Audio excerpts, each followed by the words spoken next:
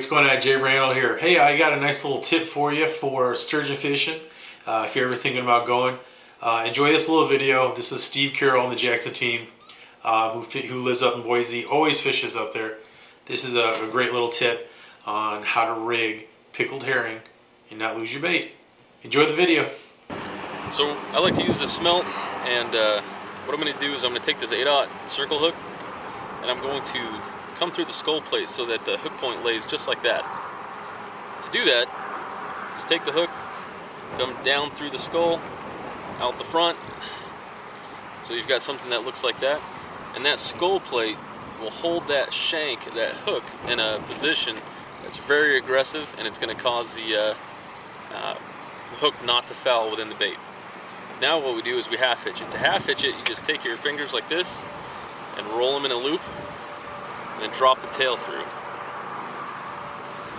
And what that does is it creates a little hitch right here, and we'll go up the leader, and you're essentially sewing the bait to your leader.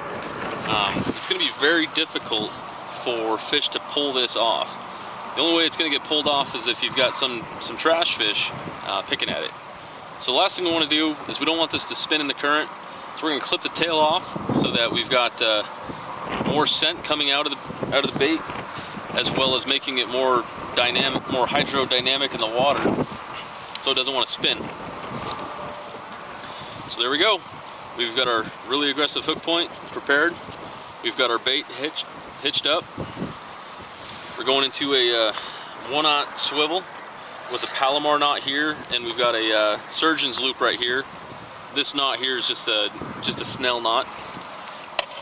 And the rest of the sturgeon line is just like a glorified catfish line.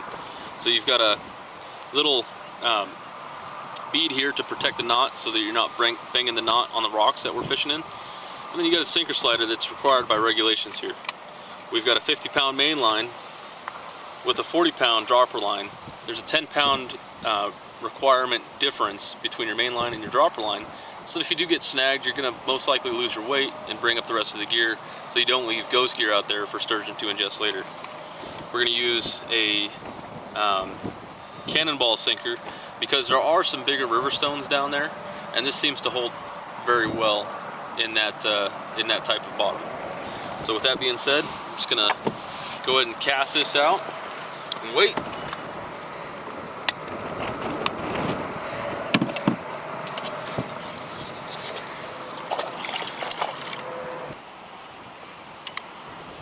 Ready? Yep.